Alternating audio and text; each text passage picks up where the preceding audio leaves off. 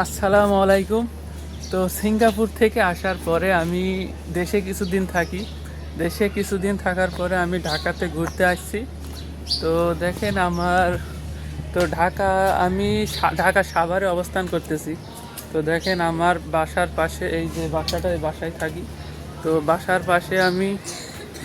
পাশে যে কত সুন্দর পরিবেশ, আর এই যে মসজিদটা দেখছেন কত সুন্দর, আসলে অনেক সুন্দর মসজিদটা। তো পরিবেশটা অনেক সুন্দর, আপনাদের দেখাই। এই বাসার পাশে যে আম গাছটা অনেক সুন্দর, যে ছাদ থেকে আম পেড়ে খেতে পারবো। তো এই বাসাটা আমি ভাড়া নিয়েছি, মাসে 5,000 টাকা ভাড়া দেওয়া লাগে। তো 1 মাসের জন্য নিছি, আমি ঘুরতে আসছি ঢাকাতে। তো আসসালামু আলাইকুম, ভালো থাকবেন।